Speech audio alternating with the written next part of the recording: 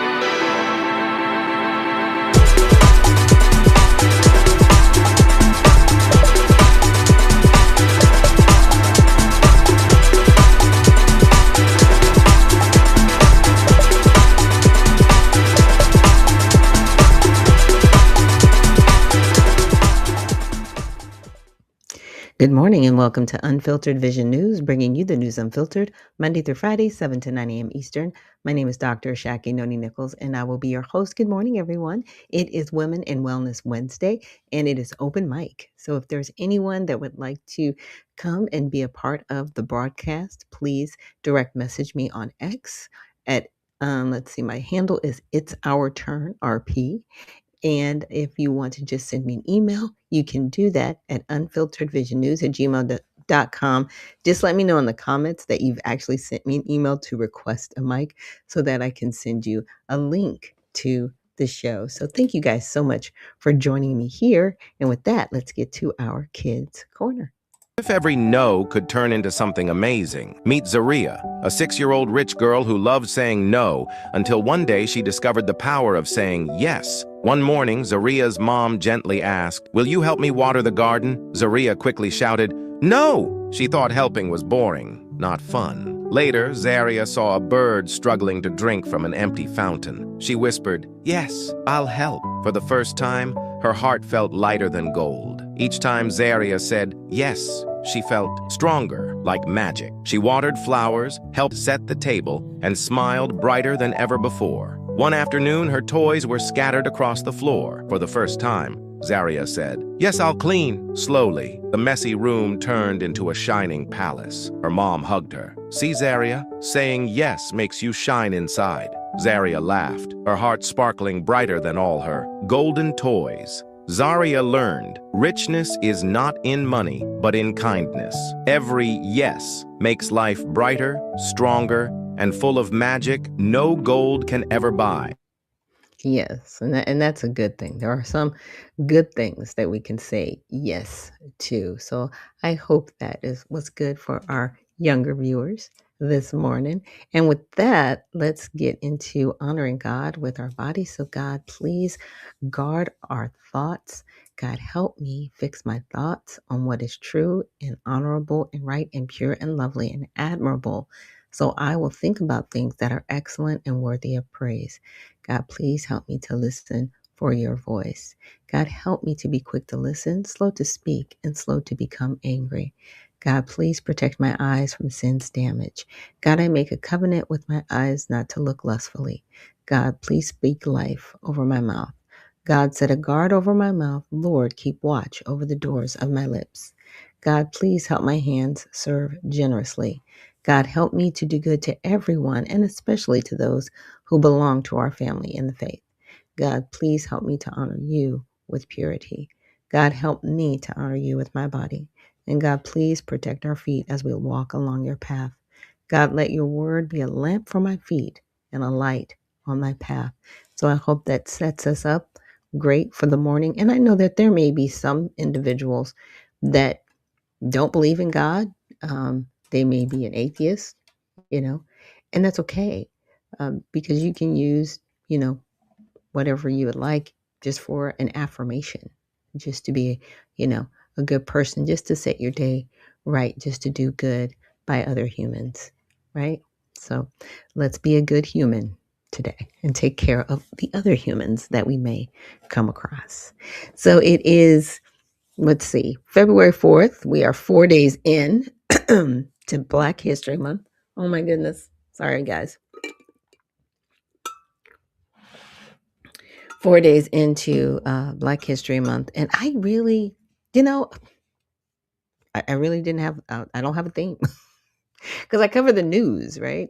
And my whole thing is if it happens to coincide, maybe, with Black History Month, then yay. Um, but unless I'm given a request or ask, I'm not sure if I'm going to specifically do anything. Oh, good morning, sincerely. Thank you so much for um, joining us this morning. Um, I'll think about doing something for Black History Month, but I really, I'm sorry, I just don't have a plan. Because last year when I started this show, I started in May. So Black History Month was, well, technically I started kind of in January, July, but it wasn't to where it is now, right? But I actually really launched doing the show in May of last year. So it was well after Black History Month. So, if you guys have any maybe individuals that you may want to highlight or think, okay, this would be some good information to share outside of Malcolm X and Dr. Martin Luther King, Dr. Reverend Martin Luther King, but then by all means, right? Let me know so we can, share with everyone else. So with that, let's get into our first article. Now, I came across a video. I didn't get the video, but I came across a video and they were talking about different items being removed from the Smithsonian. And I know there were a lot of people saying, oh, they're removing all this Black history from the Smithsonian, but they never say what's actually being removed. So I went into Grok because I wanted to know, like, well, what are they removing? Are they trying to, rewrite history? Are they, because they are coming up on the 250th anniversary, and I'm not sure if it's PragerU or somebody. They have a video out, and I played it a couple months, but I'll play it again. Not today, but maybe sometime this week or next week. But they were talking about the celebration and how they were going to disseminate information about the United States, to schools, colleges, the general public, right? About celebrating 250 years of this nation being a nation. Now, is it a perfect nation? Absolutely not. But is it someplace that people, you know, risk their lives to get here? Yeah. Do people lie, cheat, and steal to stay here? Yeah. We're finding all that out, right? With all the fraud that's coming up. And the problem is, you know, this is something that um, people prior to us who came here, some that colonized the situation, some that were already here, they wanted to make sure that people didn't take advantage of the United States. So they didn't really have a lot of immigration going on in the early 1900s, late 1800s. It wasn't a thing. Like all the people we see here now, they came later, right? Really in flooding after like 1965. But prior to that, wasn't a thing. But we see all of the fraud coming out and how the entitlement programs have been abused. And this was something that, Republicans and Democrats definitely talked about, you know, in years past on the House floor, where they were like, we need to cut welfare. We need, and people would get angry, like, what are you talking about? Because there was fraud, but they weren't able to pinpoint it because, shocker, the agencies weren't talking to each other. So the Social Security Administration wasn't talking to the IRS. The IRS wasn't talking to the USDA, right? The US, you know what I'm saying? Like nobody's talking. So people, yeah, you're able to get it with massive fraud. Then we've got the new thing that's going at the home health aid situation, right? Where you have it, which is so crazy. You can say that you've actually provided services for a person, and the state doesn't follow up to check to see if the person actually received those services and if they're okay. And if that person reports, hey, I didn't get those services, there's no punishment for the person who said that they didn't provide it, right, initially. But it takes years to find out if they've done the fraud. But by that time, are you going to claw the money back from these programs? So that's where we're at right now. So, as much as people are really fighting for immigrants, a lot of people are not. And this is part of the reason. And now it's becoming a bigger part of the reason. But let's get back to the Smithsonian, and then we'll get more into that tangent that I just went on, because I'm telling you, it's not good. It's just not good. Okay, so let's talk about the whole Smithsonian. So I said, can you list what the Trump administration is requesting be removed? So the Trump administration has not released a specific public list of individual items, exhibits, or artifacts they are explicitly requesting to be removed, right? So there's no official, hey, this is what we would like to see. Instead, their efforts focus on a broader review and pressure campaign to eliminate what they describe as divisive, partisan, improper, or anti American ideology from Smithsonian museums, exhibitions, programs, and materials. Now, depending on who you are, just that statement right there, things that are divisive, partisan, improper, American, the keyword there is ideology. That is the key word, because sometimes history becomes ideology with certain individuals, depending on what we're talking about, right? Because some people hold strong to a particular ideology. And if you deviate from that, they're just like, we can't be around you, which is weird, but this is where people are today. Just saying, it's real strong.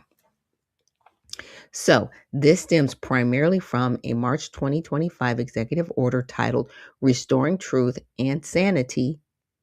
He had to make an executive order saying that. He did that. Okay. To American history, which directs the removal of such ideology from the Smithsonian and other federal sites like national parks and monuments to promote American exceptionalism and positive narratives of U.S. history. Now, some people might stop right there and say, okay, they're going to remove everything about this and that. Yeah. Again, let's just keep reading. So on August 2025, White House letter to the Smithsonian Secretary Lonnie Bunch III announcing a comprehensive internal review of selected museums, okay, including the National Museum of American History, National Museum of African American History and Culture, which I definitely want changed. I wanted to say American Negro history and culture. You know why? Because there are people not from this land acting like they started something. You're not a Negro. Stop it. Okay. National Portrait Gallery and others to align with these goals with threats of withholding federal funding if not complied with. Okay. So, follow up demands in late 2025, early 2026 from detailed documentation, wall text, labels, cultural plans, and upcoming exhibits for America's 250th anniversary, with deadlines that the Smithsonian met by submitting materials. So, specific changes on removals that have occurred amid this pressure include references to Donald Trump's two impeachments. Okay, those were removed from the wall text and labels accompanying his portrait in the National Portrait Gallery's American Presidents exhibition in early 2026, a temporarily from an exhibit in the National Museum of American History. So he was like, I'm not going to just be remembered by, I'm not going to be remembered like that. Take that off. But it happened, sir. I mean, you can't, like, you know what I mean? Like, it is a part of American history. I know you don't like it, but it happened. Okay. So, broader concerns raised by critics and reports include potential targeting of content related to race, slavery, marginalized communities. You know what this means? People trying to tag themselves onto everything that Black people went through. Stop it. Stop. DEI themes or race-centered narratives in museums like the National Museum of African American History and Culture, though no confirmed widespread removals of entire exhibits have been detailed publicly beyond the impeachment-related text. Okay, so I say, can you list some items or displays removed? You know, like, has anything happened? So things that have confirmed removed, we already talked about the impeachments, the wall text. Um, let's see, other reported targeted changes in the National Museum of African American History, references to hard work, individualism, and nuclear family being characterized as aspects of white culture, which it's not. It's our culture. It's Negro culture. Because, see, before Margaret Sanger and all the other evils that unfortunately fell on the Negro community, we had a 90%. Let me say that again, 90% family rate. That means fathers were in the house, mothers were in the house, children were doing well. We were successful, working, had our own businesses, own communities, doing very well. And then there were hateful people, and they were very hateful in our government. They weren't just anybody. These were people within our government. And they systematically developed different programs to destroy the Negro community. Now, they're not completely successful because a lot of us have woken up. We now see the harms that have been done, and we are doing our very best to right the wrongs. Is it going to take some time? Yes. But the more of us that know that things need to change for the better, we're going to get them changed. But we have to hit it on face to face. You can't lie about things that are happening. If it's happening, it's happening. It needs to stop. But hard work, individualism, and the nuclear family has nothing to do with white culture. It's our culture. It's the Negro culture. So somebody trying to dehumanize us, again, trying to talk about, well, no, stop it. Math is not racist. It isn't. We have renowned American Negroes that were mathematicians, scientists, doctors, lawyers. Broader concerns about race-centered framing of American history, slave narratives, and DEI-related themes.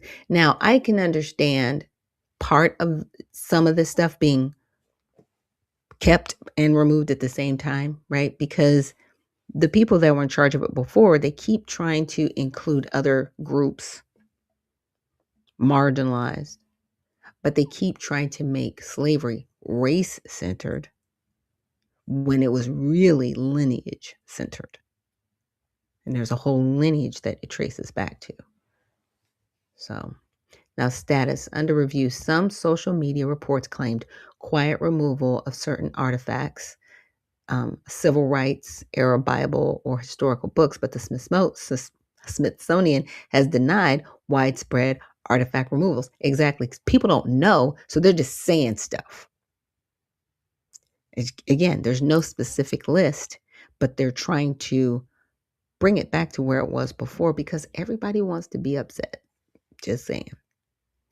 Okay, so displays were portraying the U.S. as built on colonization or stolen land at the planned National Museum of American Latino. Stop that. Yeah, they came and colonized and they won. They conquered. What? Y'all fought too. And you still got your land back. Not all of it, but some of it. It is what it is. You may not like it, but is there a Bureau of Indian Affairs? There sure is. Are there tribal lands here in America that it can only be, held by individuals of certain Indian tribes? Absolutely. So stop crying and whining. The struggle Olympics is over. Stop it. Benjamin Franklin, man, there's some stuff I need to get into about him. But this guy. Exhibit text noting his slave ownership, and he owned slaves, Lincoln, George Washington, and how scientific work was enabled by the economic system of the time. Yeah, they benefited. What are we talking about? Okay, weird. Now, art pieces or programs related to migrants at the border. Okay, transgender things. What in the world is that doing in the museum? And what does that have anything to do? Stop. Stop. A transgender statue of liberty artwork, pride flags, and drag culture. See, all that degeneracy needs to be somewhere else. If you want to have your little transgender drag museum, that's fine, but the government's not going to pay for it. No. No. I'm going to say that again. Your sexual deviant, and it is deviant behavior is what is that. It's not a part of our, well, how should I say it? We need to document what happened because we don't ever want this to happen again. We need it to stop. Unfortunately, it has been the worst part of American history. This degeneracy telling our young people that if you mutilate yourself and become a eunuch, you'll be happy. That's the translation, okay? It needs to stop. It's disgusting to tell children you'll be happy if you destroy yourself. No. And I wanted to give a good morning to Spud McKenzie, who's joining us on YouTube, and also to Soulful. Thank you so much for joining us this morning and reposting the stream. Appreciate it. All right. Now, they were flagged for correctional removal, not confirmed takedowns of entire exhibits reported yet. Not yet. So like I said, I find it fascinating that the transgender and the pride flags, all this stuff. But see, and a lot of people, when I call it a cult and all these different things, and it's its own religion, people kind of look at me because it is. It is what it is. And you're trying to force everybody to accept it. We're not accepting this anymore. We're rejecting all of it. If you want to do that, do that. But we're not accepting it. A lot of us. And if you want a museum for that, that's fine. Get it out of the Smithsonian, though. Get it out of there. Keep it to yourself. Now, a lot of people, well, that's censoring and that's not free speech. And look, your cult, again, because it's a religion now. And we have freedom of religion here. We sure do. And you are free to do your religion where you are. I don't want anything to do with it. I don't need to have anything to do with it. Okay? You don't have to have anything to do with Christianity. You sure don't. I don't want Christianity in the Smithsonian, honestly, because it shouldn't be there. There's a place for it. And you can create a museum for it if that's what you want. But it should not be funded by the government. And I think that's where we really need to get to. We really need to have that hard conversation because what people don't know is there is actual specific grants for the LGBTQ community. Yes, there are. Specific grants, not based on race, ethnicity, based on sexually degenerate behavior. Now, a lot of people are not going to like what I say. Oh my God, how can you say this degenerate? Because it is. Because I can. Because it's freedom of speech. You hurt my feelings, so what? You can hurt mine. Let's go. Let's get it. It's degenerate behavior. And it has led us over a cliff in this country. Love who you want to love. Do what you want to do. Stop trying to push it down my throat. That's all I'm saying. Do I know people who live an alternative lifestyle to me? I absolutely do. And there is some respect there. They're not trying to push their lifestyle on me, and I'm not trying to push my lifestyle on them. Live and let live. Okay? We need to get back to that. So overall, there's not a lot happening, but there are some things that are going to be corrected because we are still coming up on this 250th anniversary. So I wanted to just bring that to everybody's attention. So when you hear he's taking down this and he's doing this, and they can't give you any specifics because there really aren't a lot of specifics, there just aren't. There are things that are being corrected. There are things that are being updated because, again, the American Negro, yes, we had 90% family unity. Fathers in the household, mothers in the household, children doing well, educational wise. We had our own schools, doing well. Yeah. And those are things that we need to, again, get back to. So now I want to talk about another subject. So I came across this. So apparently these judges, they really have not gotten the message that that you can't continue to block the president of the United States when it comes to temporary protected status. It's temporary. Like the word, just a poll. Anybody out there, does the word temporary mean long term? Does the word temporary mean long term? No, it's temporary, which means it is a short term situation. TPS was actually 18 months. There's actually an end date connected to it. That's the max. We have people over here for decades here illegally. But now let's go back to this temporary protected status that Joe Biden put in place. So we'll say at least 4 years, maybe 5. Temporary status. Trump ended it. He was like, no, it's an executive order. You know why it's an executive order? Because Congress has the ability to change our immigration laws. There's no temporary status in our immigration law. It's not law. It's an executive order. And if it's ended, it's ended. But these judges, I'm just telling you, they're wild. They don't care. And they're like, we demand to just stop. And you just let anybody and everybody come up in here. A federal judge has blocked the Trump administration from ending temporary protected status for hundreds of thousands of Haitian immigrants just over 24 hours before it was set to expire. I spoke to community leaders in Springfield before the decision was made earlier today. Community leaders say between 12 and 15,000 people who escaped unrest in Haiti coming to the United States under temporary protected status stood to lose everything. We've been through a lot as Haitians. We've been through natural disasters, political upheavals, instability. When we came here, we did not come for this. We came in search of peace.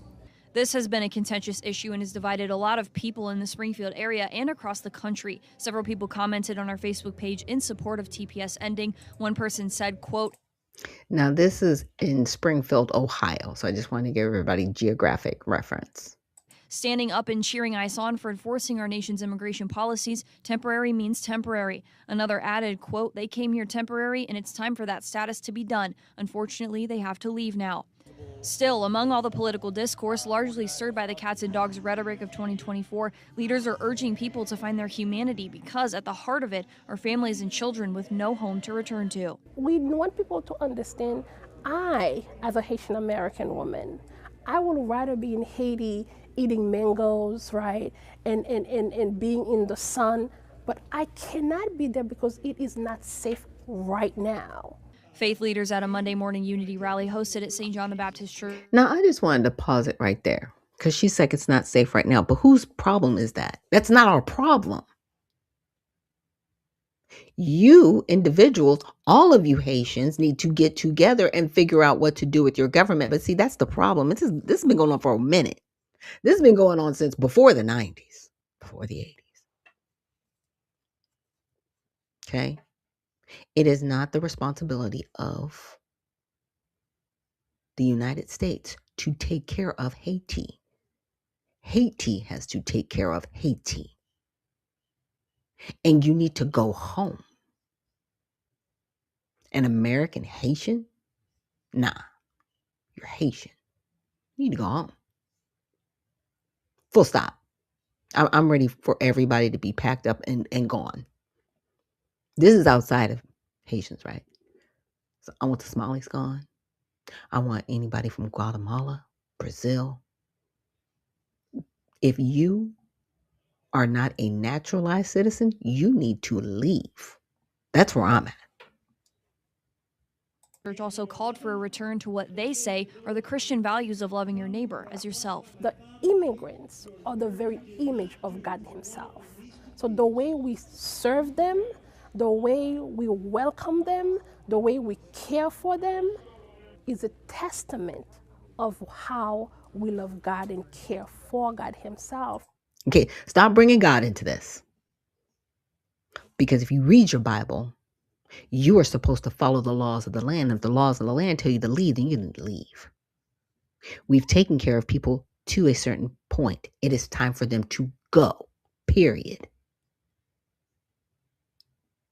Blocking the president, who has already said, no, your temporary status is done. You need to leave. Really? So now you're going to side with illegality and you're going to bring God into this conversation? Stop that.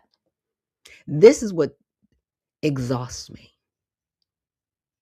Because see, now I know you're not a disciple. You're not. You are not living out Matthew 28:18-20. You're not. Stop it. Stop bringing God into this. To utilize when it's convenient for you. It's disgusting. We're working to learn how long the pause will be and how the administration is responding. Scan the QR code on your screen to visit our Dayton 24/7 Now homepage, where we will continue our coverage out of Springfield. I'm Eli Burgett out here in Springfield, a city that is home to thousands of Haitian immigrants living in the U.S. under temporary protected status. Recently, a federal judge blocked the Trump administration from ending those legal protections, and I spoke to a local expert on what this means for the Springfield community and what may come next. The federal court said that Department of Homeland Security's ending of the TPS designation didn't follow proper procedures. Immigration law professor from UD, Erica Curran, breaking down the recent decision from a federal judge that blocked the Trump administration from ending TPS for Haitian immigrants. She says the judge found that the federal government has not provided evidence that the situation in Haiti has improved from a safety standpoint, and thus they cannot yet end TPS for migrants in the U.S. Director of Springfield's Haitian Support Center, Viles Dorsonville, says his native country continues to be plagued with gang violence and political unrest. Their countries of origin still remain the same. Some of them are being held by communist party, some of them still under the gangs control. Curran says while the judge's blocking does not create a permanent solution for Haitian migrants in the U.S., it does provide them some breathing room to create a concrete plan for relocation. She also says the Trump administration will likely file for an appeal on the judge's decision. Dorsonville says that a sizable portion of Haitian migrants have already left the Springfield area, but the majority still remains. He says that his staff will continue to work in Springfield to help those still in the area, connecting them to resources and legal services for the journeys ahead. If they want to make sure that they want to plan their lives here, we help them to identify the resources, link them with the right people. Once again, we will continue to follow this story and bring you the latest updates both on air and online. Scan the QR code on your screen to view all of our latest coverage from Springfield on our homepage at Dayton247now.com. A federal judge has blocked the Trump administration from ending temporary protected. Okay, it just goes right back into the same coverage, but my stance is still the same. Stop. It's time for you to go home. We cannot control the fact that you came from a communist country. That's not our problem. It isn't. Now, a lot of people say, well, how can you call yourself a Christian? And you just, no. You need to go home. And Simply Soulful says, right, temporary is not long-term. It is not.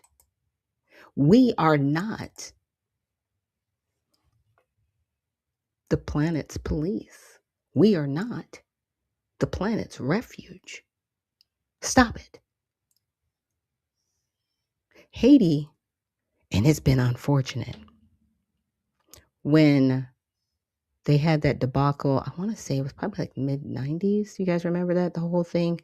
And then they had like a really bad storm. I want to say maybe like in the 2000s. And they brought in a lot of aid for people, right? Well, some of that aid was stolen by their actual higher-ups.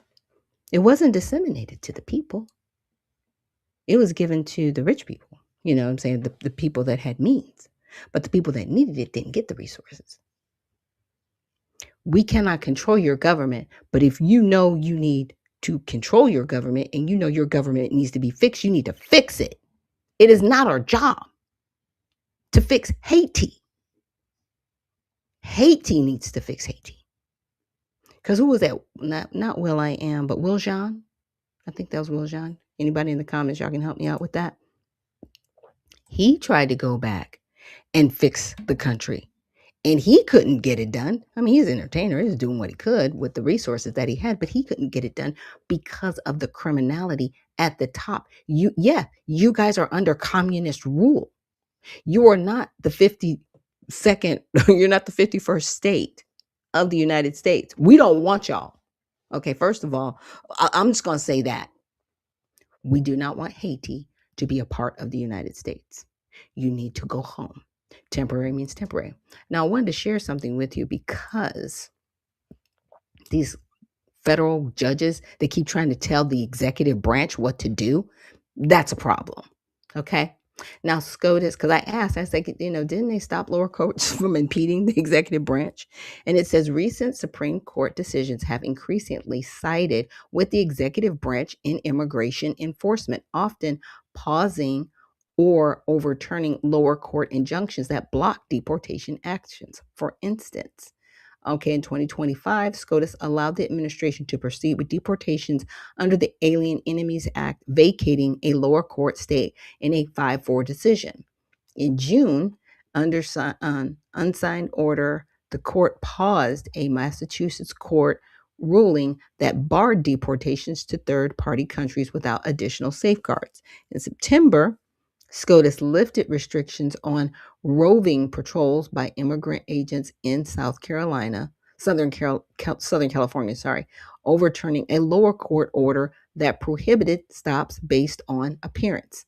Broader commentary references SCOTUS skepticism toward nationwide injunctions by district judges. Though no blanket ban exists, these rulings emphasize difference to executive authority in immigration, potentially setting the stage for appeals in cases like the Haitian TPS dispute.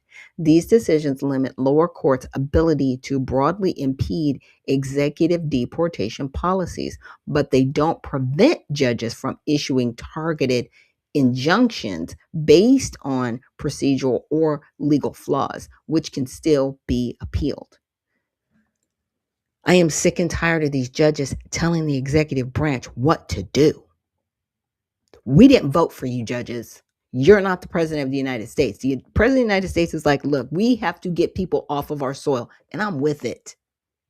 I like it. Some people need to go home. It's time for them to go home, okay? So, TPS for Haitians was originally granted due to ongoing crisis in Haiti, including natural disasters, political instability, gang violence, and humanitarian issues, earthquakes, and rest since 2010. Like I said, it was like the 2000s. So, yeah, okay. Now, the Trump administration and DHS Secretary Kristi Noem announced the termination, claiming conditions in Haiti had sufficiently improved to warrant ending protections. A lawsuit was filed by advocacy groups, okay, involving American Civil Liberties Union. Why? Why are we not shocked that the ACLU is like front and center on this one? And the Haitian community organization challenging the decision was unlawful. Now, here's the other kind of caveat to this, and I have to ask questions in Grok, but I'm just going to bring this up. When people are here for so long, they can actually apply for citizenship. So if they can get this wrapped up in the courts long enough, they can say, well, these people, if they've been here, they can apply now. No, anybody that's been here on TPS should never be allowed to apply for naturalization, ever. If you were here on TPS, no, because you were never vetted to even come over here. That's the problem. People don't see that part. Asylum seekers, TPS, refugees, none of these people are vetted. They just get to come over here. We don't know who's in our country. Stop it. You don't send these people home. I can't. Wyclef Jean, thank you so much, Simply Soulful. Because I was like, I know that person. It's like I could see his face. But Wyclef Jean, and I appreciate everything that he did. I mean, that man, he worked as best he could to do everything that he could for his people. And I don't want to say he was rejected, but he was not able to help in a way that turned their government around, right? You have corruption in Haiti. I don't know how the Haitians are going to deal with it or overturn it, but that's not my issue. That's not the United States issue. It's not our issue. That's your country. Go back to your country and fix it. You're Haitian. We aren't. We're Americans. You're either American or you're not. Okay? Period. Let's continue. Now, legal basis for the injunction. Procedural violations. The judge ruled that DHS failed to follow required administrative procedures under the Administrative Procedure Act. Specifically, the termination lacked a thorough evidence-based review process. Whatever that means. Okay, I'm just saying. Lack of evidence on improved conditions. Reyes found insufficient proof that Haiti's safety had improved. She cited ongoing gang control, political upheaval, and humanitarian crisis, arguing that decision was arbitrary and capricious.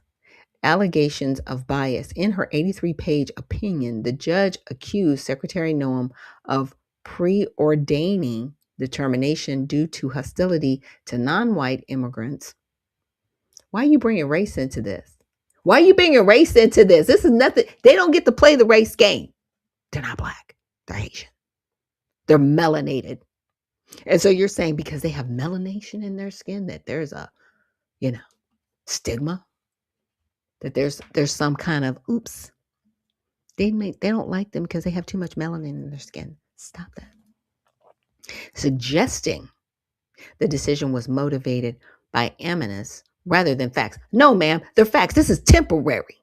Temporary means temporary. Temporary does not mean years, it means months. They had less than 24 months to be here. And you brought them over here unvetted. We don't know who these people are. Get them off the soil.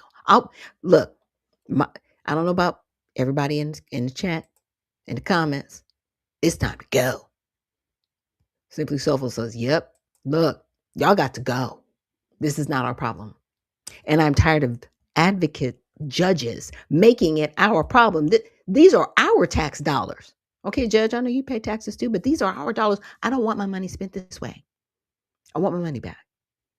And I want these people sent home, every single one of them and their children. Because what I don't want is them having children on this soil and be like, hey, I got an American citizen. I can just stay. No, we are ending birthright citizenship. We are ending all of that. All of the freebies and the goodies are shut down. It needs to stop. So this echoes claims in similar past TPS challenges. See, they always try to pit, in my opinion, if all else fails, let's play the race game. They're not in the caste system. A lot of them claim to be white. By the way, look at their paperwork. Black isn't on there because they're not. They're Haitian. I think these wonderful judges in their grandiose thoughts need to stop. You need to stop. It's not your job to advocate from the bench. That's not your job.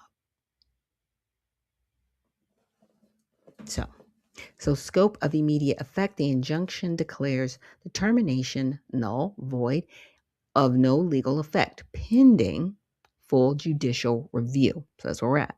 So it applies nationwide, halting deportations for all Haitian TPS holders, estimated 12 to 15,000 in areas like Springfield, Ohio, along with broader impacts in states like Florida, New York, and Massachusetts. TPS holders retain work authorization and deportation protection indefinitely while the lawsuit proceeds, providing temporary relief but not a permanent extension. All right, bet. No welfare, no SNAP benefits, no housing, nothing. They better not get nothing. Don't you dare give them a dime of taxpayer money. And these NGOs, they keep supporting this nonsense. And I'm calling it nonsense at this point because they've been requested to leave and you're trying to stop them from leaving, but they're going to be welfare queens and kings. You don't get a dime of government money. And every single contract had to save Haitian people, unless y'all can raise the money yourselves, that's totally different. If you can raise the money yourself to self-sustain that's fine. But the government's shouldn't be should not be a party to it. So, okay, you want to block TPS to the court, that's fine. Shut down every single funding mechanism to these people. Everything. And I mean everything. Shut it down. We'll see how long people stay there with no resources. Here, you're not getting nothing. Not a dime. For those of you working, okay, fine. You're allowed to work here. But that doesn't mean you're going to get HUD. You're not going to get SNAP benefits. You're not going to get cash aid. You're not going to get any benefits from the government, from the federal government. Now, we can't help what the state decides to do. We can't. So Ohio, hey, y'all got a Republican governor. If they want to, fund it, hey. Florida, I don't know about Florida. Y'all got DeSantis down there. That man. I'm just saying. New York, Massachusetts, yeah, y'all probably support him. Y'all don't care. You'll do it. But I'm just saying, shut it down. Got to get people up off the soil. So TPS, yes. So judicial process and potential challenges. So preliminary nature. This is not a final ruling on the merits, but a stay to maintain the status quo during litigation based on the plaintiff's likelihood of success. And see, this is what is weird to me. So, relation to SCOTUS precedents, and this is the question I had. The decision could conflict with recent SCOTUS trends limiting lower court injunctions against executive immigration actions. The administration is expected to appeal to the DC Circuit Court of Appeals and potentially SCOTUS, where similar cases, Alien Enemies Act, deportations, have favored the executive. Commentators note SCOTUS may review this as an overreach via nationwide injunction. That's what I'm saying. They keep doing this stuff and it's wrong. And I'm like, at a certain juncture, when are these judges going to be disbarred and removed? Because they keep doing this. And this is like, initially it was like, okay. And then when SCOTUS ruled that you can't do it, but you're going to keep doing it. But you're going to keep doing it. Even though the Supreme Court of the land has said you can't. That's when people, in my opinion, need to be removed and disbarred from ever practicing law again, period. Now, community and broader impacts. Local leaders files Dorsonville and the Haitian Support Center highlighted humanitarian concerns, while critics, including some public comments, argue it defies executive authority. States like Massachusetts have notified employers that TPS workers remain eligible, averting economic disruptions in sectors like healthcare. Okay, yeah, they work in hospitals, by the way. Yeah, that happens. So the ruling represents a procedural check on executive action, but given SCOTUS's recent pattern, it may face reversal on appeal. Absolutely, it should. Absolutely, it should, because they've already determined lower courts can't tell the executive branch what to do. They literally had to reaffirm what's already technically affirmed. They don't have the right to do the whole nationwide injunction thing. So that's been the crux of a lot of this deportation stuff. I don't know if you guys remember last year when Trump put in the Alien Enemies Act, and he were trying to get people deported back to Venezuela, right? And then SCOTUS had to say, yes, he can do it. But then SCOTUS had to turn around and say, okay, judges, you cannot keep putting forward these injunctions impeding the executive branch across the country.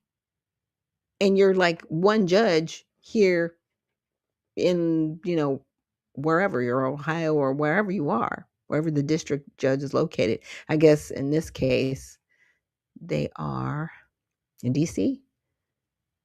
I think that's where the district court is, because that's where they have to appeal in DC. Hopefully I didn't miss it, but yeah. So it needs to stop. That's all I'm saying. It really needs to stop. These judges, they are not elected officials. Hey, judges, if you want to work in Congress and get this changed, run for Congress. That's all I'm saying. If it really chaps your hide to that point, run for the House or run for the Senate, so you can upgrade the immigration laws if you feel that strongly, instead of being a thorn in the side of the country, of the United States. Because right now you're a thorn. You are not helping anybody, because this still falls on American taxpayers. This still falls on the citizens of this country who didn't ask for these people to be brought over here. We didn't ask for this. It was put upon us from the previous administration. Nobody asked for anybody from Haiti to come over here. Nobody. Yes, there was civil unrest in their country. Okay. Why is there civil unrest in your country? There's been civil unrest since 2010. Like, what are we talking about? It's 2026. It's been 16 years. Fix it. Are we messing with Cuba to this extent? Huh? Bueller? No, we're not. And no, trust me, there's a whole bunch of people from Cuba, I'm sure, here illegally that need to go. And I'm sure they are trying to leave before they get caught because they want the opportunity to actually come back and be a citizen here. Yeah, because the crackdown is on. But yeah, the Haitian community, I do not have I don't have sympathy for you. As a Christian, as a disciple, I do not have sympathy for you because you're breaking the law. And anybody who knows that the temporary status has ended, leave. Go back to your home country. Figure out a way to fix it. Figure out a way out of the poverty. Figure it out. Because it's not our responsibility. It is not the responsibility of the United States to help you. Period.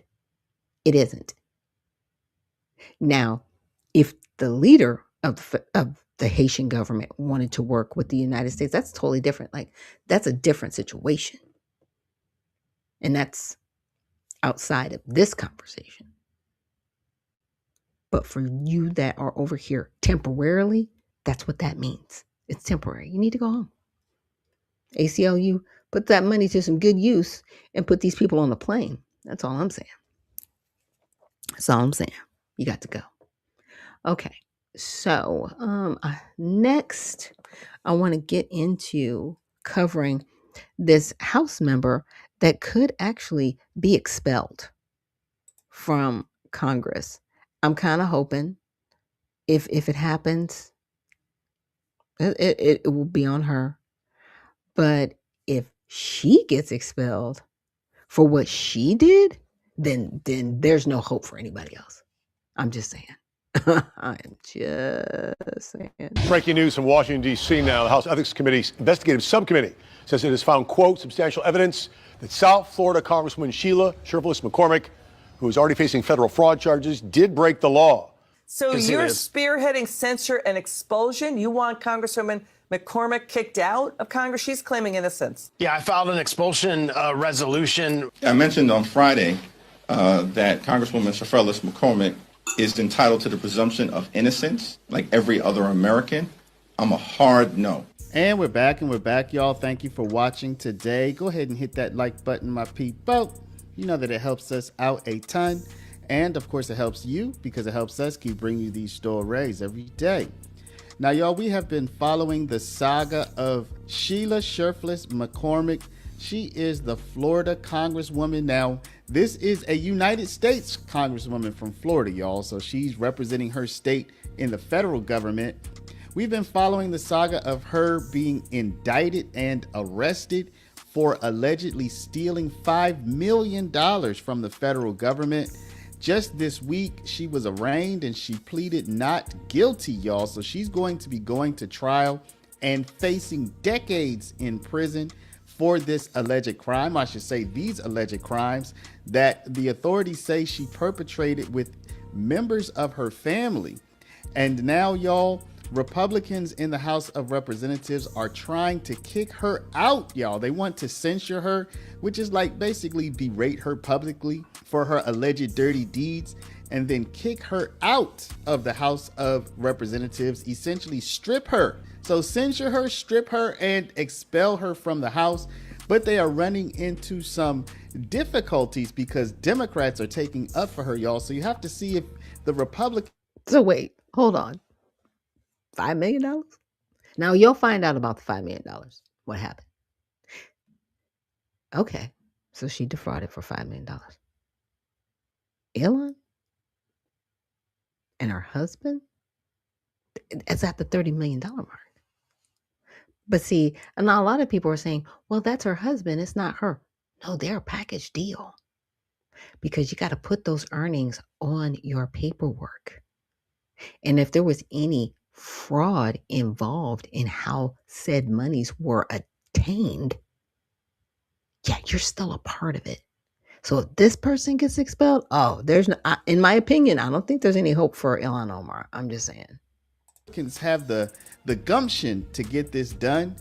It's just one of those things, y'all. Looks like the Democrats are standing strong, and a lot of people are very frustrated with this. We're going to cover all of this in this brief video today, y'all. So without further ado, let's go ahead and get into it. But before we do, y'all, you know that we are a paralegal school. First link down in the description. The investigative subcommittee released a report this afternoon. Sheriff McCormick, who represents parts of Palm Beach County and Broward County, is under indictment for using FEMA funds, funneling them to her congressional campaign.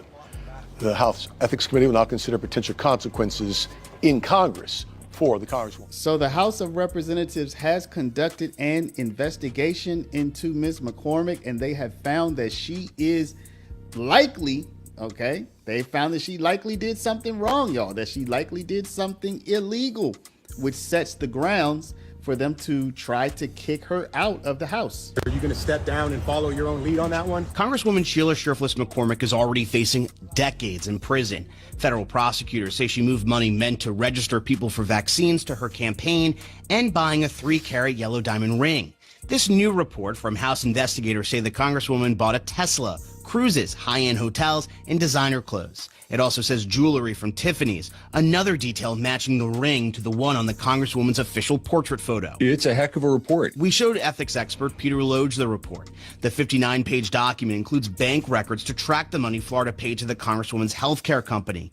It says the money went to 3 companies, each controlled by the Congresswoman or her family. The Congresswoman's consulting company, investigators say, billed for 150,000 hours. That translates to 3 years of work in 1 year. Investigators also say they did not receive evidence that the companies actually provided staffing services to Trinity or had the capability to do so. What I think is really troubling is this comes at a time where there's decreasing trust in politics and public officials in general. This ongoing investigation, fairly or not, undermines public trust. The report also details possible campaign finance and violations across multiple congressional campaigns, like $1 million from family members and herself, not reported to campaign finance regulators.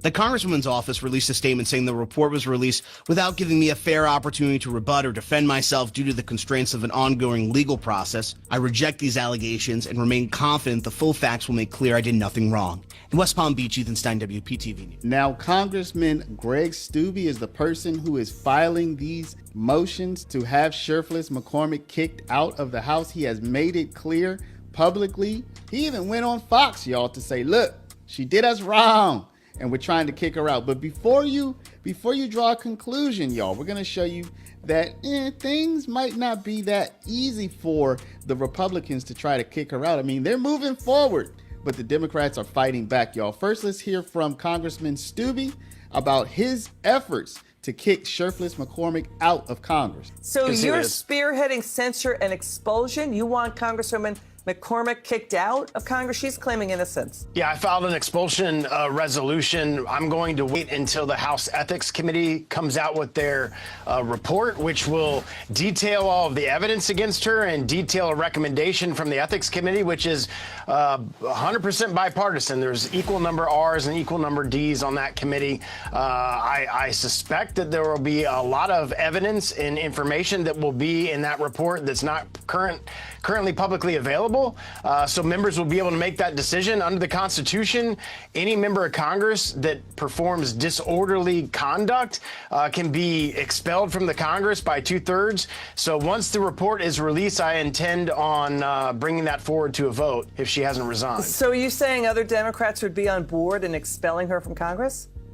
Well, I don't know if they are or not, but they're going to have to vote one way or the other. And with the facts that are before the American people, $5 million that was stolen from FEMA in a state like Florida, constituents like mine who relied upon those funds to get their houses back and have some type of livelihood after 6 hurricanes in 2 years, I would imagine that's going to be a pretty tough vote for especially those Florida Democrats that have experienced hurricanes. And it's going to be tough for Democrats to try to defend her based on disorderly behavior in this indictment and not voting to expel her after what just previously happened with George Santos. But when asked about these efforts to kick Sheriffless McCormick out, your boy Hakeem Jeffries said, He said that the Democrats are going to fight by her side and that the Republicans are not going to be able to get it done. What do y'all think? Greg Steube plans to force a vote to expel Congresswoman Shirley McCormick this week, who has been, indicted for allegedly stealing federal funds. What is House Democratic leadership's stand here? Are you opposing this effort and standing, I guess, with Shirley McCormick? Okay, hold on. I got to read some of these signs in the back. Okay, so they got the one big, ugly bill, gave $75 billion to ICE. Okay. Yeah, they did that. They passed that. Okay. It's not ugly, but they passed that. Taxpayer dollars are for making life more affordable.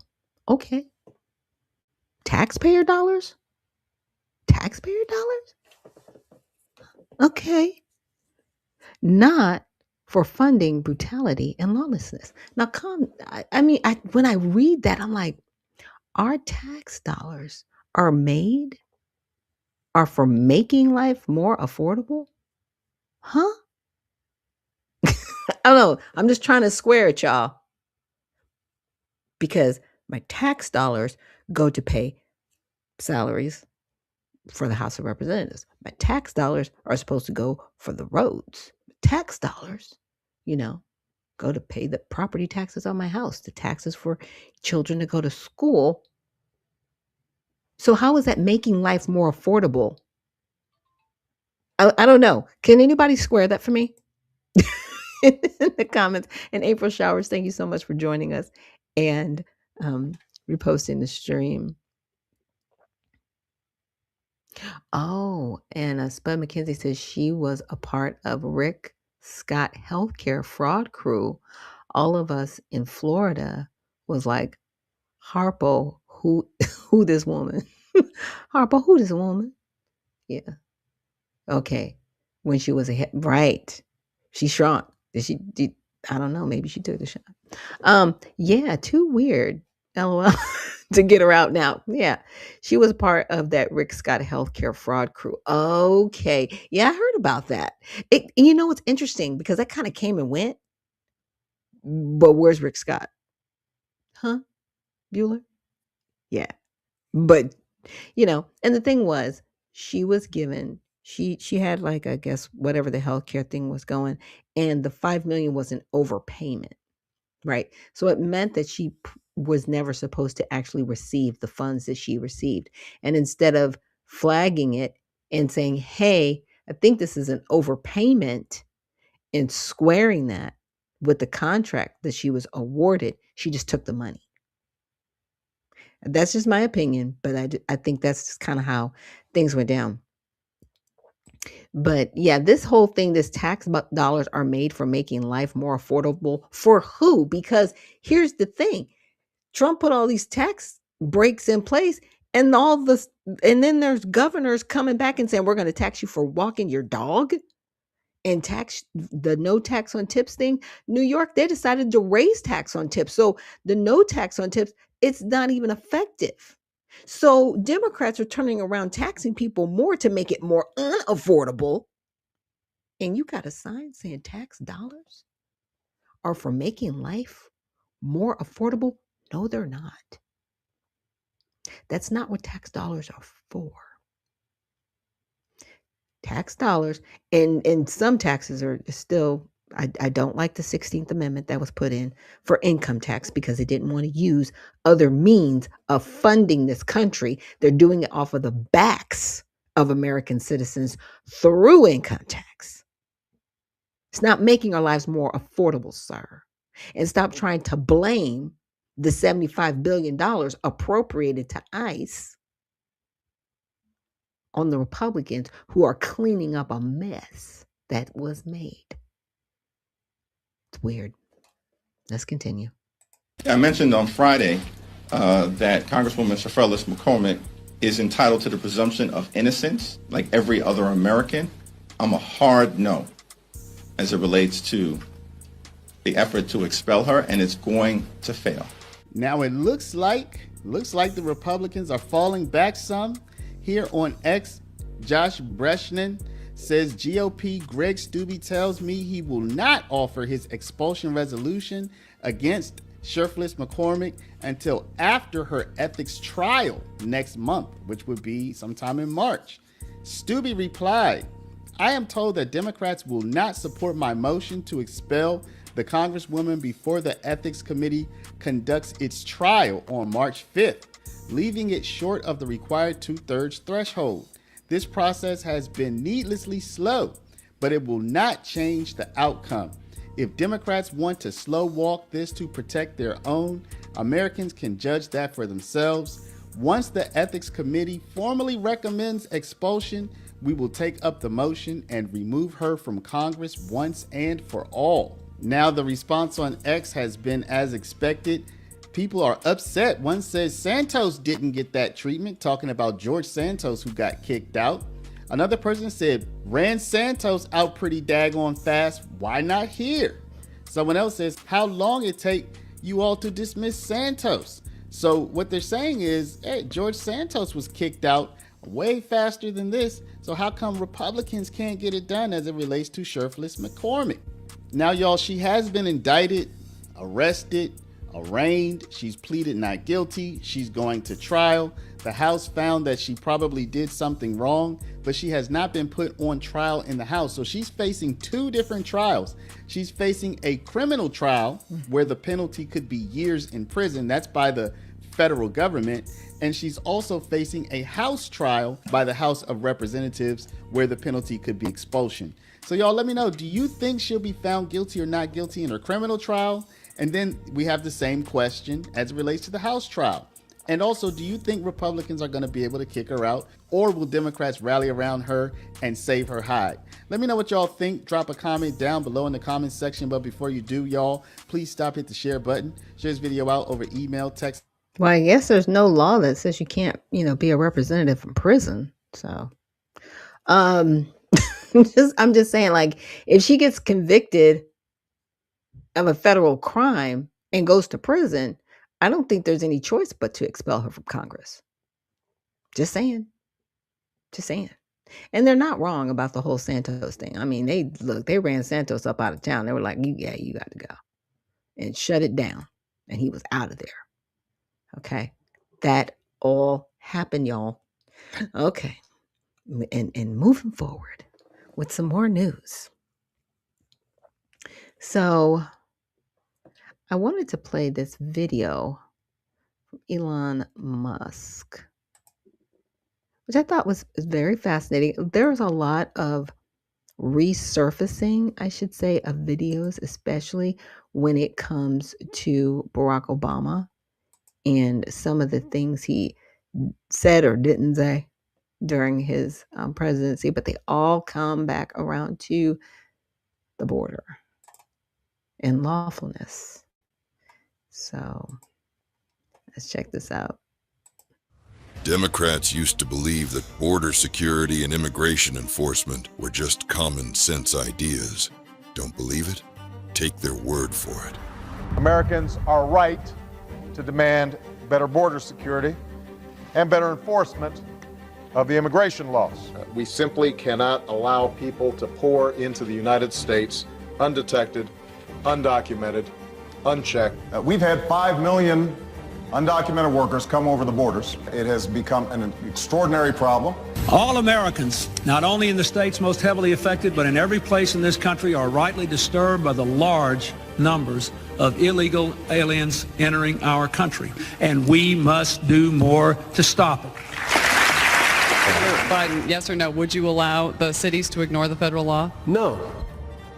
Any city should listen to the Department of Homeland Security. The city made a mistake not to deport someone that the federal government strongly felt should be deported. Just because your child gets across the border, that doesn't mean the child gets to stay. We do not think the comprehensive health care benefits should be extended to those who are undocumented workers and illegal aliens. We do not want to do anything to encourage more illegal immigration. People say, well, why can't you stop illegal immigrants from coming here? And the number one answer we give is when they come here, they can get jobs, get benefits against the law because of fraud. Illegal immigration is wrong, plain and simple. Open borders, you're doing away with the concept of a nation state. Our nation, like all nations, has the right and obligation to control its borders, and no matter how decent they are, no matter their reasons, the 11 million who broke these laws should be held accountable. For decades, these weren't controversial or radical ideas. The only thing that changed is them. Yeah. And it's crazy, right? Democrat. Because, to listen to him now, you're like, I agree with everything you're saying. Oh my goodness. But the same people are like, you need to love your neighbors. They're residents. Huh? Huh? The same people you saw on screen are the same people calling ICE Nazis. Gestapo. Not saying really anything about illegal immigration, as they should, right? Like, when did you stop caring? Oh, that's right. When the base that you thought you had walked away. That's the difference. Yeah. See, Black Americans walked away from you in droves and had stopped voting for you for years. But for some reason, you thought you could continue, right, to abuse people. And that's really sad. Very sad that you thought you could abuse people and really treat them poorly. And when they realized, hey, you're not doing anything for us, you don't care. You want our vote, but you don't care. You want our vote, but you're not going to do anything for us politically. You're not going to make sure that our communities are safe. You're not going to do anything. You're not going to make sure we have good schools. Everything that you say you're going to do, you haven't done. One pastor said it best.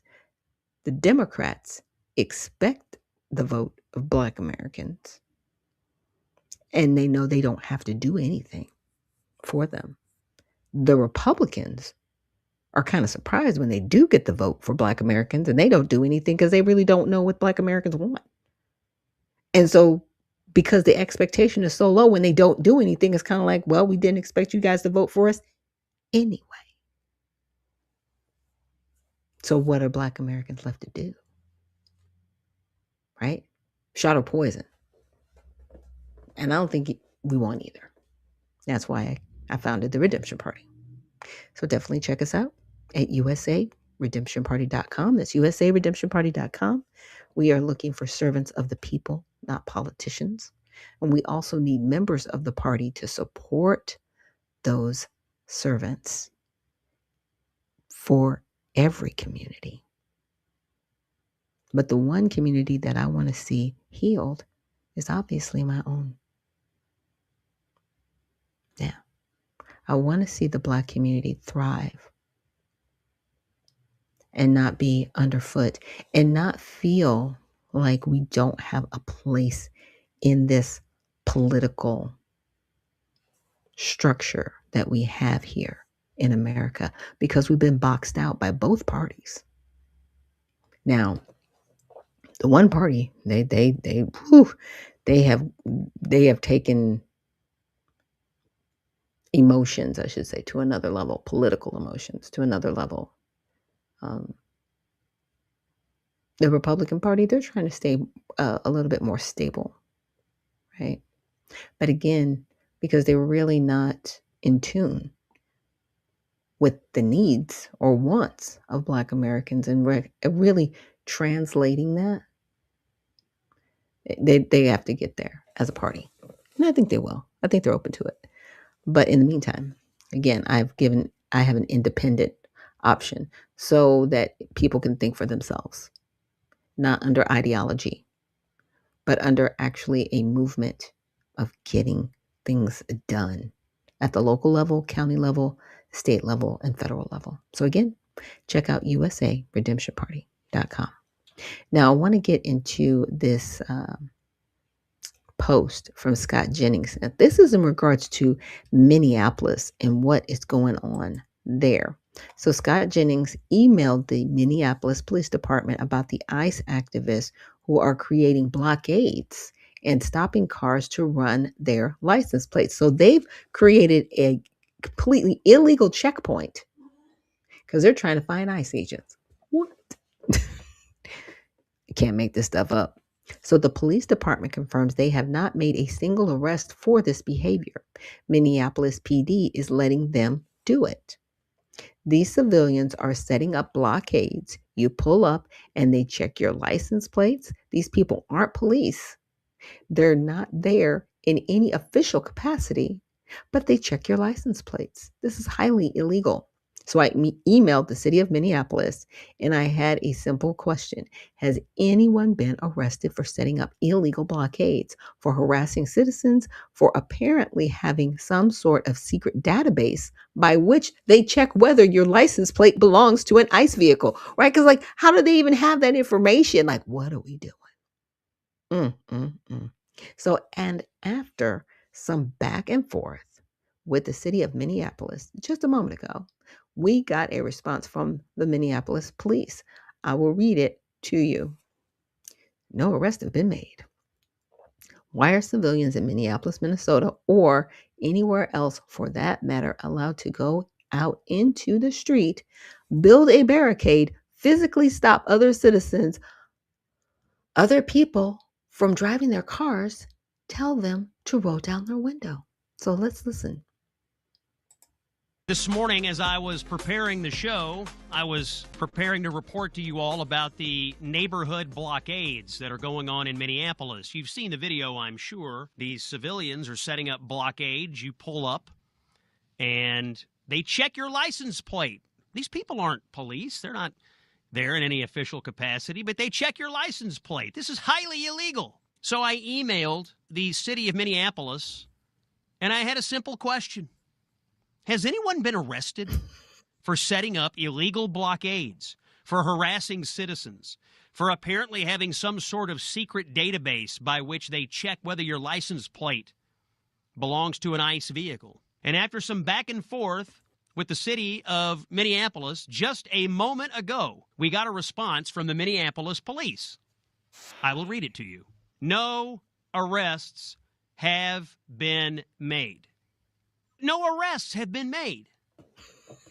Why? Why are civilians in Minneapolis, Minnesota, or anywhere else for that matter, allowed to go out into the street, build a barricade, physically stop other citizens, other people from driving their cars, tell them to roll down their window? I've seen video of people saying, oh, we ran your license plate through a database, and it looks like your car is owned by ICE. We need you to get out of the car. We need to talk to you about this. Let me tell you something right now. If I rolled up on some rinky-dink makeshift barricade and somebody had me roll down my window and said, hey, I need to talk to you about your license plate, well, let me just tell you, I wouldn't be putting it in park. This is not normal behavior. And he's not wrong about that. This is truly not normal. And for the most part, and I think I said this the other day, allegedly it could be considered kidnapping because you are holding somebody against their will. They are not condoning you stop them, right? It's not like, like somebody might flag you down and be like, hey, I need directions, or you know what I'm saying? Like, you created a barricade. You created a situation where people had to stop. You are holding them against their will. That's kidnapping. And I'll keep putting allegedly in front of that. But that's alleged kidnapping because you are detaining and holding somebody against their will, and you are not law enforcement. So you have no legal capacity to even do this. This is not a citizen's arrest because these people are not under arrest. You've completely violated their Fourth Amendment rights of search and seizure because they're not guilty. They're not a part of ICE. Now, here's my thing. What if you do roll up on an ICE agent and you stop a federal agent and you're blocking them from getting to where they need to go to actually do their job? You could be arrested under Title 18, Section 111.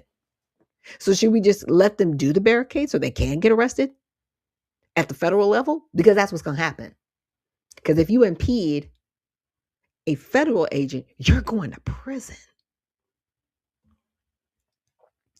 Y'all, it's wild outside. It's too cold. It's too cold to be this crazy. My goodness. Oh, but it says no way the Democrats like this. Let's see. I'm trying to see Uncle Coldwater's. Trying to get your comment, Uncle Coldwater. It says, and when they saw how much money they can rob the country of through illegal aliens, yeah, greed took over ethical practices. Yeah, I could see that. And Spud also says Barbara Jordan was living holding their feet to the fire with her bipartisan committee report on immigration. Okay, all right. And Sassy Lady, thank you so much for joining us this morning and reposting the stream. But yeah, I was like, because I had seen some weird barricades where I don't even know what it was. It just looked like a whole bunch of, it looked like a big trash heap and all kinds of stuff. And I thought that was similar to Portland, where they were kind of like blocking off certain parts of the city. Where I was like, you can't come in here. And I'm like, what if somebody lives on that street that you're trying to block, or impeding people from getting to their homes? But no, this is different. They created a makeshift barricade. Yeah, or checkpoint. Sorry. So you're asked. So it's weird because you're like, the ICE, they're the Gestapo. But then you're going to turn around and make a checkpoint like they had in Nazi Germany, basically asking people for their quote unquote papers. Y'all are weird. You're doing the same thing that you're outside in the street yelling about that you don't want other people to do. What is wrong with you guys? I mean, I don't know.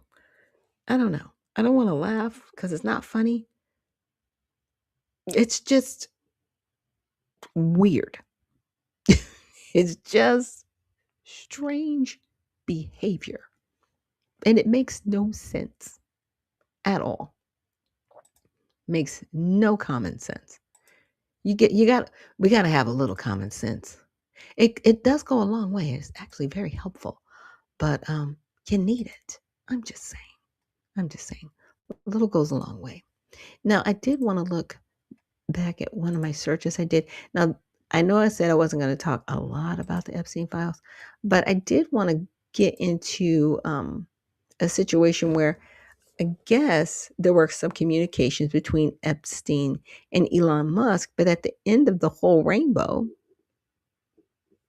there was never a connection. So Elon never went to the island. There was only a discussion about him going.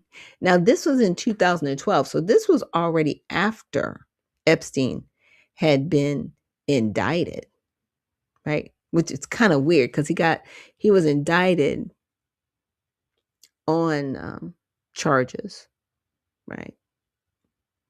And in 2012, he's still out walking the planet, still having parties, still, look, all kinds of nonsense. But then he was actually put in prison in 2019 under the Trump administration. And this is when, unfortunately, he's no longer with us. Now, I won't read over everything, but the email, it's spanning late 2012 to 2013. It's a back and forth discussion about logistics, timings, and party plans. But here's the thing. The parties never occurred because Elon never went to the island. Out of all the communications that were had between September 25th, 2012 to December 13th, 2013, and this was one of the last emails, Musk emailed Epstein stating he would be in the British Islands in St. Bart's over the holidays and asked, is there a good time to visit? This appears to be another attempt to arrange a trip, but the trips never happened. He was always talking about going, just never went. They never connected. And Musk has consistently denied any deep involvement, stating on X, formerly Twitter, that he had very little correspondence with Epstein. And that's not a lot of correspondence, actually. It's like, okay, it was just like here and there. declined repeated invitations to the island or Epstein's plane, known as the Lolita Express, and blocked Epstein after persistent overtures. He has emphasized that he never visited the island and called the file releases a distraction without leading to arrest, urging the release of Epstein's recorded videos with victims blurred to clear doubts, asserting he appears in none. Musk has also noted that bringing his wife in the emails shows he anticipated nothing illicit. In earlier statements, he described Epstein as a creep and said he refused island invitations. And so when you go back through these invitations, Epstein emailed Musk inviting him to visit the island.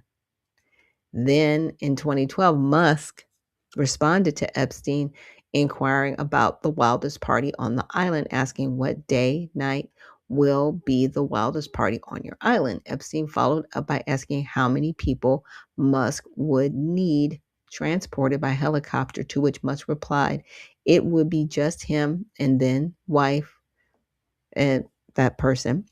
This exchange suggests Musk was coordinating a potential solo or couples visit around the holidays, but it just didn't happen. Now, on Christmas, Musk emailed Epstein again, asking about planned parties and expressing a desire to hit the party scene in St. Bart's or elsewhere. Now he says in St. Bart's, not the island, but in St. Bart's. 2013 New Year, Epstein emailed Musk expressing regret they didn't connect. So that means he wasn't in St. Bart's. Musk wasn't on the island. Okay. And invited him to meet in St. Thomas. Musk replied that logistics won't work this time around, indicating a scheduling conflict, but not outright rejection. And sometimes people will use scheduling conflicts like that because they don't want to be rude, right? They don't want to have a rude no. It's like, my schedule's not working right now. Instead of being like, nah, I can't be around you. You know what I mean? Like, I can't go. But I have a scheduling conflict. It happened. So on December 13th, Musk emailed Epstein stating he would be in the British Virgin Islands, St. Bart's, over the holidays and asked, is there a good time to visit? This appears to be another attempt to arrange a trip. But if it never happened, it never happened. So did, Musk have a change of heart and saying, I'm good. I'm good. But apparently there was nothing that happened, because if something did happen, he would have been brought in by the DOJ. Because even under the Biden administration, they were going after Elon Musk. So if they had the Epstein files, why did they just bring him in there? I'm just saying. All this faux outrage is very interesting to me, because that's all it is truly faux outrage. Because if they really wanted to get Elon on anything, they could, if they wanted to. But the question is, will they? And if they can't do it without exposing themselves, what are we talking about? It just it falls flat. But I did want to share just a couple of clips that I had bookmarked in my X feed, especially about what Waltz has just done. Oh my goodness. So let's check this out. Let me start the video. But if it's done. A packed room at the St. Paul Armory erupted after the governor's signature made driver's license for all the law of the land. But if they walk in to vote with their driver's license, does that make them all of a sudden now okay? Mr. Linnell. Madam Chair, so the designation on the roster for someone whose registration had been incomplete, if they present the election judge with that acceptable identification document, that would clear the challenge from the roster and they would be permitted to cast a ballot. It's done. So that means he has circumvented federal immigration law, giving people here that do not have naturalized citizenship the right to vote. So a whole bill, the SAVE Act, okay, everybody's got to have an ID, then I'll give everybody an ID. Like, this person needs to be in prison. It's jail time. Okay. So Tim Walz explicitly rigged the system and architected election fraud. First, he signed a bill giving driver's licenses to every illegal immigrant in the state, erasing the line between citizens and non-citizens. Then his own administration admitted the truth in a committee hearing that exact same driver's license can be used to clear a challenge at a polling station and allow someone to vote. He systematically dismantled the barrier between illegal entry and the voting booth. He created the loophole on purpose. It is a calculated exploitation of the law to dilute the vote of actual citizens, caught on tape and undeniable. Walz needs to be in federal prison, not only for allowing the fraud to continue in his state, but circumventing federal immigration law. People that are not citizens of this country cannot vote in our elections, period. If they are not naturalized citizens, they can't vote. But again, he's done it by saying, hey, if I give them a driver's license or if I give them the right kind of ID, that fixes that. So even if we have the SAVE Act in place that says, hey, everybody has to have an ID in order to vote, you're still going to have illegals voting if states allow them a driver's license or an ID, right, that doesn't separate them from naturalized citizens. This needs to stop. Like, you need to shut this down. If this needs to go to the Supreme Court to be challenged, it needs to be challenged right now. States cannot unilaterally, long word, circumvent immigration law and just give people status. That's giving them legal status. They're not here legally. They're here illegally. And you're going to just reward illegal behavior? I'm telling you, all of this is extremely disturbing. It's just disturbing at this point. I mean, I really don't even know what else to say, you guys. I'm sorry. But yes, in some of the comments, it said, please pass the SAVE Act, but that's not going to help. Here's the thing, because the SAVE Act is saying you have to have an ID. If you give illegals an ID, you can't say they don't have an ID.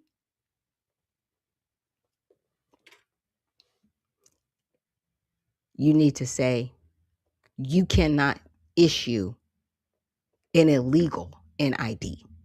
And that needs to be included in the SAVE Act. And if it is found out that any illegal has been given an ID to vote in our elections and they're here illegally, then there needs to be penalties. Not civil penalties. There needs to be prison time done. Because what Walz just did, he needs to be in federal prison, in my opinion. And somebody says, pass the SAVE Act. Only U.S. citizens should vote in U.S. elections. Only U.S. citizens should receive U.S. benefits. Only U.S. citizens should be counted in the U.S. Census. I don't disagree with any of that. And that is from the parody account of Caroline Levitt. That means it's not her. It's a parody account.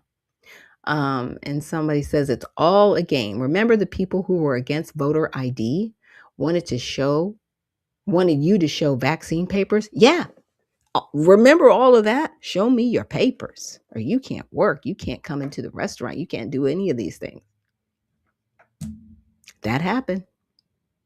And somebody said the cycle continues. I wake up, Democrats do something blatantly illegal. GOP politicians are outraged and nothing happens.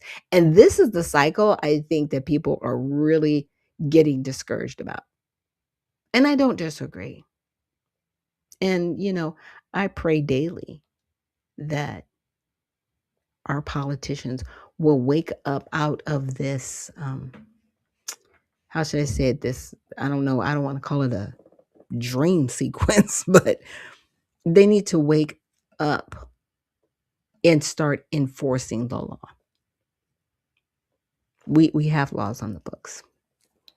And when we allow states to, like I said, unilaterally change or circumvent or try to change or circumvent immigration law, and there's no accountability and there's no consequence. And I think that's the bigger thing. There's no consequence. People just are going to continue to do what they want to do. Even if it's the wrong thing, there needs to be consequences to this. And I'm really hoping that it gets fixed. Yeah, I keep a lot of stuff in my bookmarks, you guys. This one was another one that was kind of interesting. It was this person, he's a prime minister, and the things that he is wanting to enact, right? So let me start his video over. Starting next week, my government will implement the following actions. First, we will change the law in Spain to hold platform executives legally accountable for many infringements taking place on their sites. This means that CEOs of these techno platforms will face criminal liability for failing to remove illegal or hateful content. And for that, we governments need to stop turning a blind eye to the toxic content shared under their watch. Second, we will turn algorithmic manipulation and amplification of illegal content into a new criminal offense. Disinformation doesn't appear by itself. It is created, promoted, and spread by certain actors. We will go after them as well as after the platforms whose algorithms amplify the disinformation for profit. No more hiding behind code. No more pretending that technology is neutral. Third, we will implement a hate and polarization footprint, a system to track, quantify, and expose how digital platforms fuel division and amplified hate. For too long, hate has been treated as invisible and untraceable. But we will change that, developing a tool that will provide the basis for undertaking future penalties. Because spreading hate must come at a cost. A legal cost, of course, a financial cost, and a moral cost that platforms can no longer afford to ignore. Fourth, Spain will ban access to social media for minors under the age of 16. Platforms will be required to implement effective age verification systems, not just checkboxes, but real barriers that work. Today, our children are exposed to a space they were never meant to navigate alone. A space of addiction, abuse, pornography, manipulation, violence. We will no longer accept that. We will protect them from the digital Wild West. Fifth and last, my government will work with our public prosecutor to investigate and pursue the infringement committed by Grok, TikTok, and Instagram. We will have zero tolerance on this matter, and we will defend our digital sovereignty against of foreign coercion. Yeah. It's interesting because my question is, how are you going to implement some of this? And the reason why I say it like that is because you're going to have to use some of the very technology that you're trying to control to police people. It's very circular. But I wanted you guys to see that, because if Spain is doing this, then other countries are going to want to do this. I want to say Australia, they're on board with banning individuals under the age of 16 from being online. But if you're banning people at that age, once you implement it, what's to stop you from banning everybody else for anything else? Just say you want to ban people off the internet because people are getting information and they're waking up and they are seeing the politicians for who they are, and you don't like that the people are actually raising up. Let's just say it. Look, let's just keep it honest. And I'm not saying that there aren't predators online, because there are. But see, you're not focused on rooting out the evil online. You're focused on managing and controlling people's speech. So you want to go to war with the people, because again, when you start to impede people's ability to move, protect themselves, and communicate, you are at war. So you are at war with people right now. And it's interesting how they always use the word hate. Hate means to love less. That's what it means. That's what it translates to. So again, some of these leaders, I find them very fascinating in their quote unquote ability to keep people safe. It's not really your job to keep people safe. It's your job to govern properly, to make sure that the rights of people are not impeded upon. That's different. Okay. Because if you make sure that their rights are upheld, they'll automatically they'll benefit from being safe. But see, you're not going to stop the criminals. You're not going to stop the people committing the crimes. But you're going to hold people accountable that are trying to live within your structure. Yeah, to me, that's the part that always gets me. I always find it very, very fascinating. So guys, I want to thank you so much for joining me here this morning for Women in Wellness Wednesday. I didn't get any open mic request, but I did want to say, to end this broadcast with for February 4th, 4th day of Black History Month. I know that we have some women that have made wonderful accomplishments in the United States that I'm grateful for, that I am a beneficiary of, I should say. And, thank you to them who were the artificers and made a way for me to do what I'm doing right now, right? And it's going to get better as long as we stay in the fight. So just don't give up. Even when it seems kind of impossible, don't ever, ever, ever give up. And with that, we're going to end the broadcast. But thank you guys so much for joining me here on Unfiltered Vision News. And remember, stay well, stay focused, and stay unfiltered. We'll see you in the next one.